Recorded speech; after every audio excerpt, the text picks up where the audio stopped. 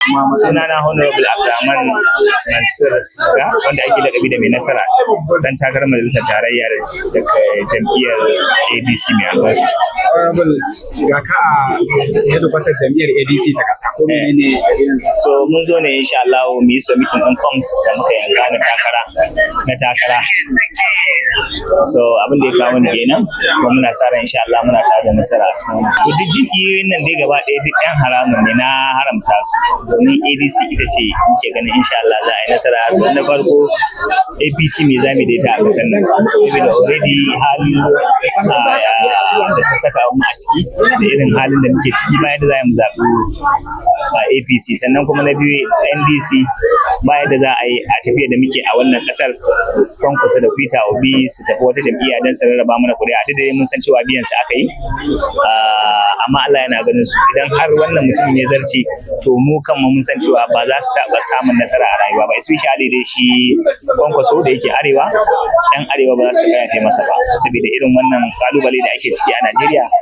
Abin da ya mana a 2023 kenan gashi kuma yau 2027 yana nema ya mana irin haka dan ya raba wannan kuri'a, amma insha Allah ba zai raba wannan kuri'a ba, bizin Allah ta'ala sai mun yi nasara da wannan da za a yi insha Allah. Abin da muke so da al'umma matasa su fito kowa da kowa ya zama agent akan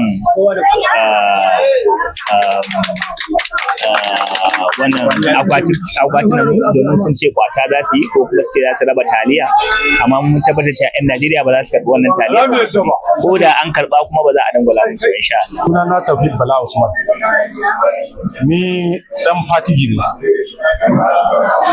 kuma abin da nake nema Senate. Ina so in zo Senate din saboda yadda nake ganin mutane wahala da suke sha, to muna so muka je gurin Allah da ikonsa ya taimaka mana mu yi aiki tare mu ci mu buri. Honorable, duba daga jam'iyyu daban-daban a Najeriya, me yasa ka zaɓi ka tsaya a ƙarshen jam'iyyar ADC? Na duba, na tace, na duba cewa wayanda suke ADC leaders ne, na yarda da su ne, kuma duk abin da mutum zai yi, duk abin da zuciyanka ya gaya maka cewa wayannan mutanen group din nan group ne da zai canza abubuwa, sai ka bi da izinin Allah. To wani sako gare ka ga al'ummar Najeriya baki daya? Sako na ga al'ummar Najeriya shine su zaɓi mutanen ADC, saboda wahalan da mutane suke sha a ƙarƙashin ADC ya yawa. Ba abinci, ba tsaro, ga garkuwa da mutane, makaranta ma ga wasu nan yara ba sa iya zuwa, abinci ma babu. To kuma na san bi izinin la an dai ADC ya hau ƙasan komai zai canza. Ni sunana Dr. Suleiman Alhassan Abdullahi, ni mutum Dukuna Fada Gombe State, kuma ina neman takarar House of Reps na Dukuna Fada Federal Constituency. Me yasa ka zaɓi jam'iyyar ADC akan sauran jam'iyyu? To duk wanda yake Najeriya dai shekaru da shekaru ya san cewa kasar ba ta ci gaba yadda ya kamata. Saboda haka sai mun samu platform, mun samu jam'iyya wanda mun yadda da ita, mun san cewa free and fair credible politics zamu yi, sai muka zaɓi ADC. Aka gani irin rigingimin da ke faruwa a jam'iyyar ku musamman da take kotu ba zai affect ba? Wannan rigingimin mu a namu hasashen mun san cewa wasu ne daga sama suke haddasa wannan rigimin, ba wai don da gaske akwai ta ba. Kuma insha Allah za ga nan gaba kaɗan za a yi wasi da karan gaba ɗaya a kotu, kuma Allah da jam'iyyar nan za mu je 2027 za mu yi takara kuma za mu ci gaba da insha Allah. Ita menene sakon ta ga?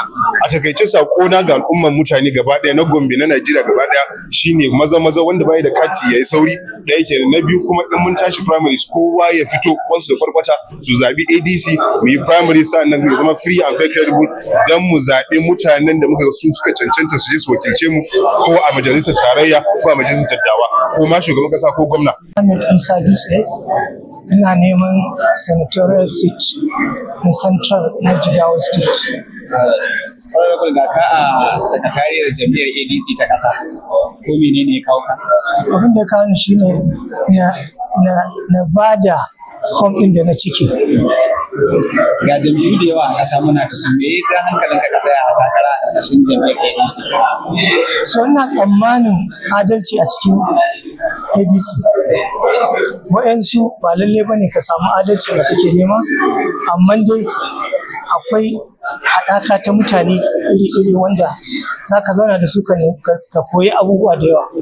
Ana ganin jam'iyyar na da kalubale bangarori daban-daban musamman a kotuna da take fuskantar shari'a. Ba ku ganin zai iya kawo muku tsaiko a kan takarda? Ba inda ba kalubale. Duk wanda yake zaune sai dai ya rufe nasa. Amma in dai mutum lallai so yake demokradiyya, ya kamata duk inda kake ka zauna nan, matsala an ta taso a maganin ta. Wataƙila 'yan shiyar da kake buƙatar wakilta za su ga wannan intabi, wani sako gare ka gare su?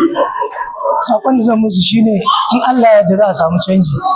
Yanzu mun muka shigo abin da ake da kila ba za a yi shi ba yanzu. Allah ya yarda za a shigo da sabon tunani, sabon kula mutane da sauransu.